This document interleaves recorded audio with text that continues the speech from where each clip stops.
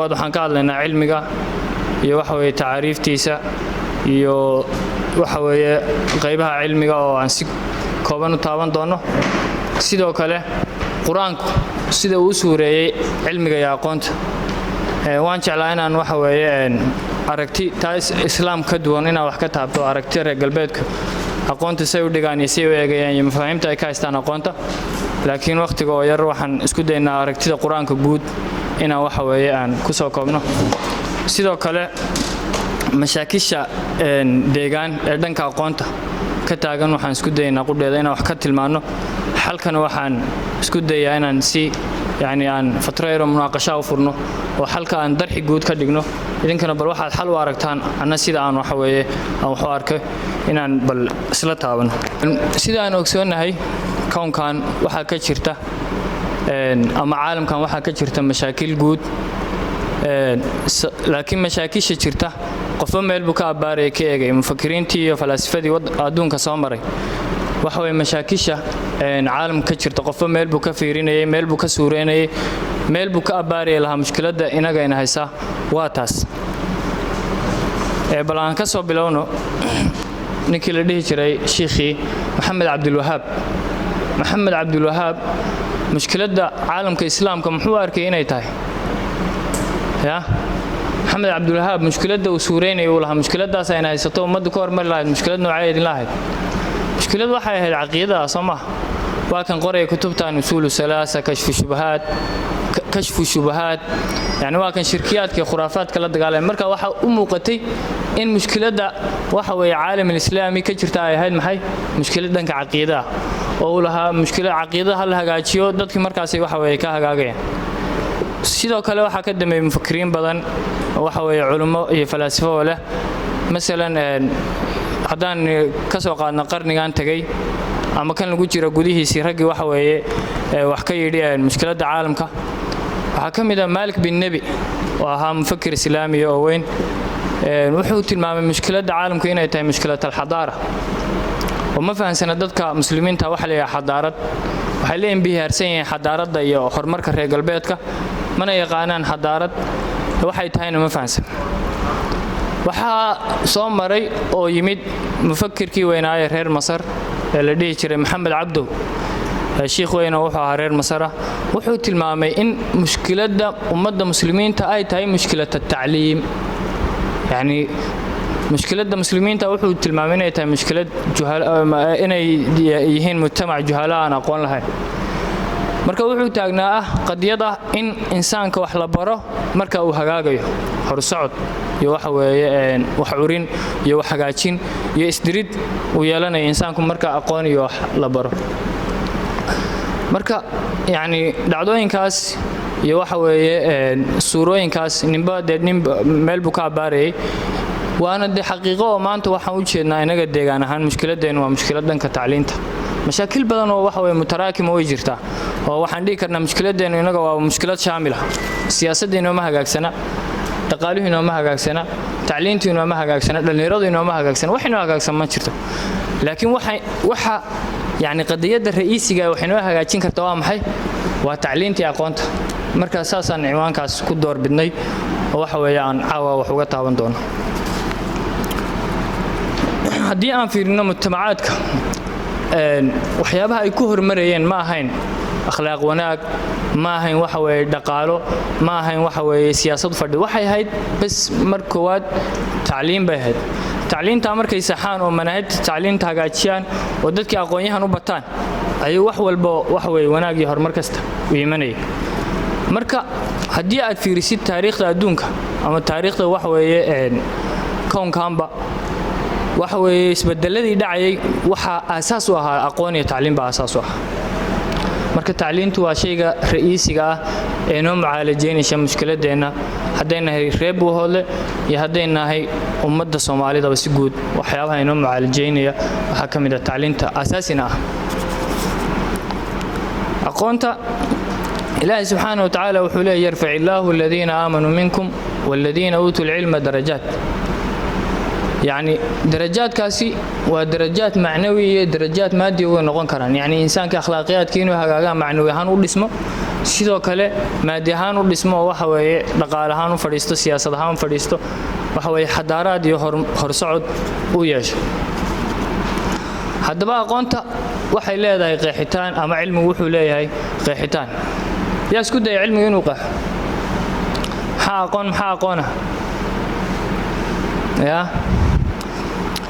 cilmiga waxaan ku qeexi karnaa inuu yahay majmuuca يعني ستق علوم كلا قديسن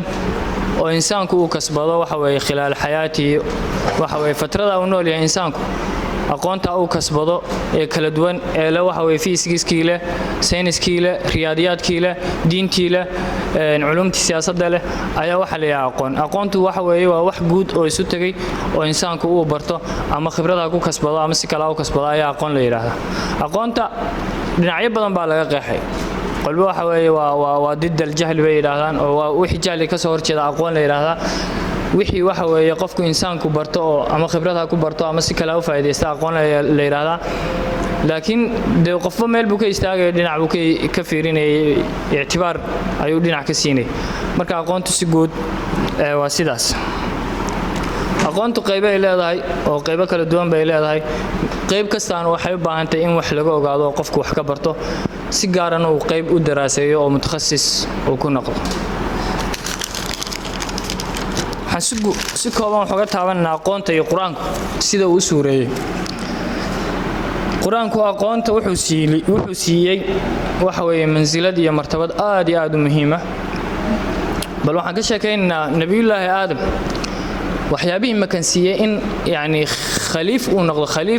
khaliif fil ardi uu noqdo maxaa kamid ah waxa kamid ah aqoon bay ahayd cilmi buu lahaa wid qaala rabbuka lil malaa'ikati inni jaa'ilun fil ardi khalifa ملائكته حي قالوا أتجعل من يفسد فيها ويسفك الدماء ونحن نسبح بحمدك ونقدس لك قال إني أعلم ما لا تعلمون مركاسالي وعلم آدم الأسماء كلها يعني آدم وحا مكنسيين وأدونك خليف كنقضى كلية الصفات أولها يا كرم كالوسي وحي هيد أقواني معرفة علم بولها إنسان كنا دوحي وجهه كون كان وحي وجهه لبا قضب وجهه إنه نقضى محي خليف ينو محي يو عباده صمح هو الذي خلقكم في الأرض هو الذي أنشأكم في الأرض واستعمركم فيها استعمار يعني خليفة الله في الأرض ينو نقضى محي إنه عباده يوحى وإلهي عابدتان كسوجه وما خلقت الجن والإنس إلا ليعبدون marka aadam waxa weeye inuu khaliif noqdo waxyaabihii muahilka uga dhigay waxa kamid ah aqoonta iyo cilmiga uu lahaa sidoo kale nabi maxamed kaleey salaatu wasalaam markii la soo diray waxyaabihii ugu horeeyay lagu soo dejinay ama suuradii ugu horeysay lagu soo dejinay maxay ka hadlaysay علمي أقوم بكالس سورة العلق اقرأ باسم ربك الذي خلق الإنسان من علق اقرأ ربك الأكرم يعني القرآن كله كسر دقي ومدى ولقت سورة سنين إن لا دهيو وحقرية ومد شاهلية وعربيات بكسر دقي مركزها هالمر وحلي وحقرية si aad u hormartaan si noloshiina aan isu badasho oo nolol kale aad u gashaan yani loogama bilaaban salaad kada cibaadad kala suubiya hawlo kala sameeya loogama bilaabin waxa looga bilaabay wax akhriya yani akhriskuna waa miftaaxa aqoonta weeye cilmiga markaas aad hormarisaan waxa weeye aad ku xoroobisan shirkiyaadkan iyo jahligan iyo waxas sidoo kale quraanka ahmiyada uu siiyay waxa weeye cilmiga waxaad ku dareemaysaa quraanka waxa ku soo arooray taqriiban 700 oo aayadood 700 iyo dheeraad aayadood intuba waxay isticmaaleen lafdiga cilmi marka laga yimaado lafdiyadii kale ee muqaarinka la aha cilmiga mesela tafakkurkii tacaqulkii nadarkii waxyaabaha marka laga yimaado aqoon lafdiga cilmi wuxuu ku soo arooray quraanka waxa weeye intaas oo jeer 700 waxa weeye siyaado marka laga yimaado sunankii asaaniidii kutubtii kale diinta sunnadii nabiga sallallahu alayhi wasallam marka laga yimaado quraanku kali intaas oo waxa weeye jeer ku soo arooray waxay taas u daliil tahay ahmiyada iyo waxa weeye booska ay leedahay aqoontu iyo sida ay bulshada u bedeshay waxa weeye horumarka nololeed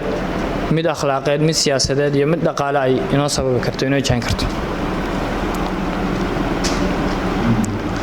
nabi maxamed sallallahu alayhi wasallam waxa la amray oo amar looga dhigay inuu ilaahay subxaanahu wa ta'ala uu samaal weydiisan wax kale weydiisan waa aqoon weydiisto qur rabbi zidni ilma xula ilaahu cilmi siyaad taas waxaad ku dareemaysaa cilmigu ahmiyadda uu quraanku siiyay iyo sida uu suureeyay sidoo kale reer bani israa'iil baa waxay codsadeen in loo soo diro malag loo soo diro malagaas sifooyinkii la siiyay ma ahayn hogaamin waxa weeye xeelad kale karti waxyaabaha lama siin waxa la siiyay ولما برزوا لجالوت فلما فصل طالوت بالجلود قال إن الله قد بعث لكم طالوت ملكا قالوا أن يكون له الملك ونحن أحق ولم يتسعة من المال قال إن الله اصطفاه عليكم وزاده بسطة في العلم والجسم يعني إيه sifada waxa weeye malag loo soo saaray ma ahayn waxa weeye awood kale xeelado kale siyaasado kale ma ahayn kaliyatu waxay ahayd cilmi inuu leeyahay zaadahu bastatan fil ilmi wal jism marka cilmigu waxa dareemaysaa waxa weeye ahmiyadda uu quraanku siiyay marka saas baan u leenahay cilmigu inuu yahay aqoontu ay tahay waxyaabaha asaasiga ama qadiyadda masiiriga ee noo xalinaysa mashaakisheena mujtamac waa waxa inoo dhisaysa bulsho hagaagsan oo horumarsan oo dhinac kasta ka dhisan haddii aan cilmi jirin fiiri bulshooyinka adduunka maanta ma jirto bulsho ku horumartay aqoon la'aan bulshooyinka maanta oo dhan waxa weeye adduunkan ka jira haddii ama reer galbeed ha noqoto ama bulshooyinka muslimiinta ha noqoto waxay ku horumareen waa aqoon iyo cilmi weey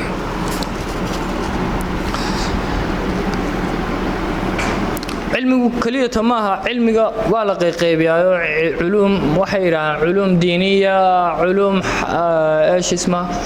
علوم مدنيه waxyaabahaas bay yiraahdaan laakiin cilmiga maaha in kaliya hal ru'yo aan ku eegno aan yiraahno aan ru'yo islaamiya kaliya ku eegno aan yiraahno cilmigu waa cilmiga diinta bas maaha qadiyadaas qadiyad sax maaha qofka hadduu cilmiga diinta kaliya barto waxa weeye itqaaniyo oo sidii la rabo barto wase culumtii madaniga ahayd waxba ka garanaya waxa weeye waxba u hagaagi maayaan sida awgeed quraanku xataa wuu sheegay culumtan waxa weeye practicalka مثلا applied science oo kale quraanka way ku jirtaa Suleymaan miyuu aayadii lahad wa'alanna lahu alhadid mise Daawud buha wa'alanna lahu alhadid xadiidku waxa weeye waa saynis oo wuxuu u baahan yahay macrifo dhankii sayniska in loo laabto aqoon saynis uu qofku yeesho si uu waxa weeye u fahmo xadiidku waxa uu yahay iyo sida uu shaqeeyo sidoo kale dulqarnayn atuni zubar alhadid marka ay yiraahdaan nimanka yaajuuj iyo maajuuj naga awd wuxuu yidhi atuni zubar alhadid hatta idha sawa bayna sadafayn qalan fakhu fiha hatta idha ja'alahu nar marka xadii aqoonta uu waxa weeye aynu raadinna kaliya kuma koobna aqoon diiniya waa aqoon madaniya iyo aqoon diiniya oo waxa weeye si aqoon qofku uu yeesho aqoon mutakaamil oo dhameystiraysa aqoontuna sida guud way dhameystirtaa wax loo lanayo siraaca kama dhaxeeyo sidoo kale quraanka waxa ku soo arooray qisadii balqiis iyo nabiyullaahi Suleymaan wuxuu yiri arshigayga yaa keenaya oo intuu Yaman tago yaa ka keenaya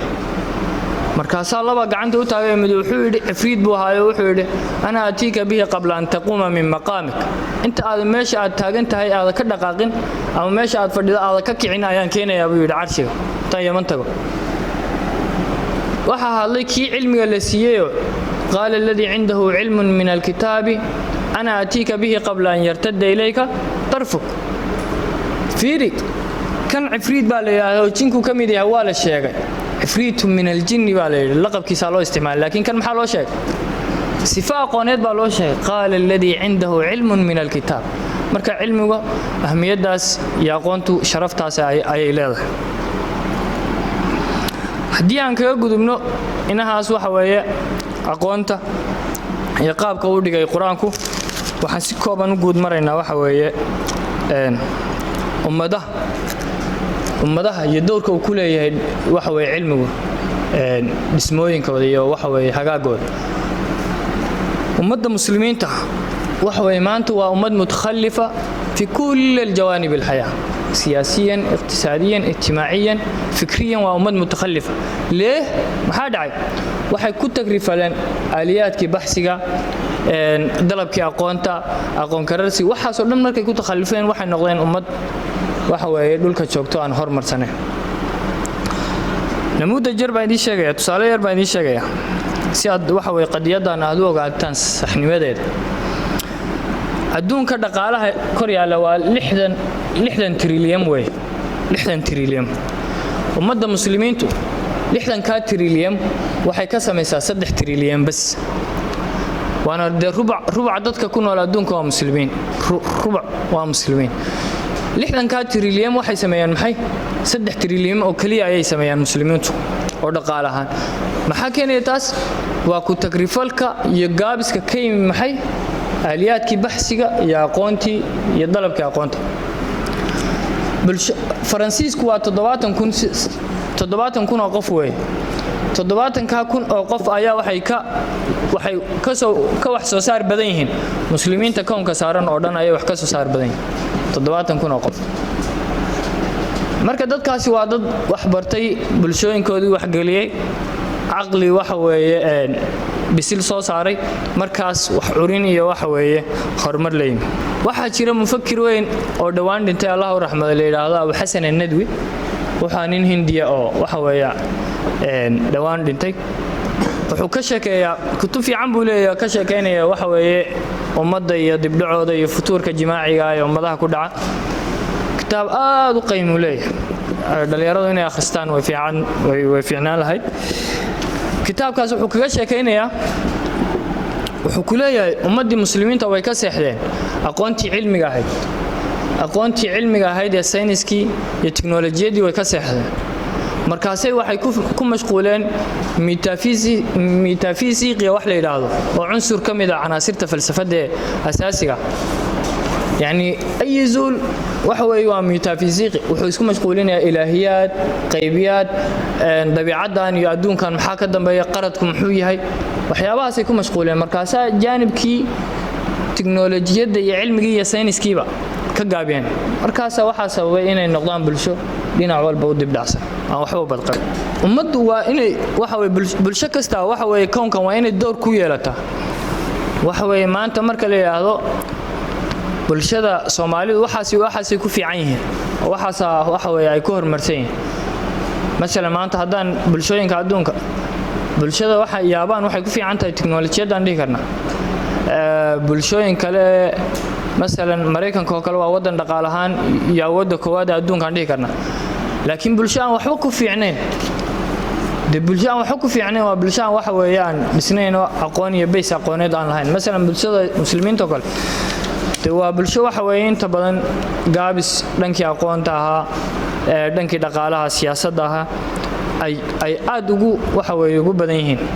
marka doorkoodu maxay noqday doorkoodu wuxuu noqday dowr al-mustahlik يعني أفكار صدّن سنة كهر أما قرن كهر ساحة أدون كتالي أي وحوي مناقشون يعني سوء العلنا يعني كهذا الله يعني كفالون يعني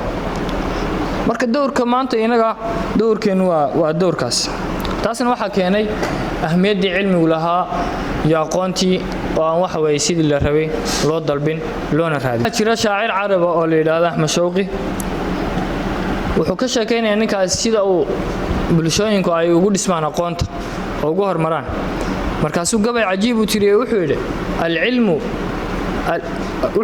al-ilmu yabni baytan la imada lahu والجهل يهدم بيوت العز والشرف يعني علمه wuxuu dhisaa oo horumariya bulsho aan ama guri aan wax beysaba lahayn يعني maanta hadii aad ila dhaqaalo adag haysan laakiin bulshadaadu ay aqoon fiican leeyihiin oo labor skill yihiin oo waxa weeye fiir hadda wadamada Aasiyaanka u badan mesela wadankan Nepal la yiraahdo India oo kale waa bulshooyin dhaqaalahan xoogaa iska hooseysa laakiin waa dad labor skill Mareykan iyo waxa weeye Yurub shirkadaha ku yaala dadka ugu waaweyn shaqaalayaasha ugu waaweyn ka shaqeeya waa dadkaas marka waa bulshadu waxay ku dhismaysaa waa aqoon ma aha muwaarida iyo mawaada khamka ay haysto hadda inaga khayraad badan Soomaaliya ka khayraad badan meel kasta saas oo dhan u soo wareega bad baa waxa weeye circle ku ah haddana waa bulsho gaaja oo la kaabo noloshooda waxa weeye dadka gacanta ku hayaan oo go'aamada ay qaadanayaan waxa weeye aysan iyagu miiska u saarnayn dad kale u yeedhinayaan waxa weeye qalinka ugu qoraya marka aqoontu yani martabadaas ayay leedahay bulshada maanta hadii ay bulshadeena iyo da'yarteena u dadaalno aqoon galino waxa laga yaabaa fursadaha inagu maanta aynu haysano waalidkeen ma u sahlin waalidkeen waxa laga yaabaa in duruufo dhaqaale haysteen duruufo nabadgelyo darro haysteen duruufo siyaasad xumo haysteen yani duruufaadu fi nihaaya duruufo una ay haysteen laakiin adigu intiiba maanta aad haysatid mesela amni waa haysataa $50 ee jaacada ku bixin lahayd waa haysataa waalidku riixo waa haysataa laakiin qusuur baa ku hayo ahmiyadii iyo dowrkii aqoonta ay lahayd baad garanahay marka bulshadu inay waxa weeye ay dareemaan ahmiyadda aqoonta iyo cilmiga ay leedahay waa wax runtii aad iyo aad u muhiim waxaan inta ku soo koobayaa dowrka ay ku leedahay aqoonta bulshooyinka iyo dhisidooda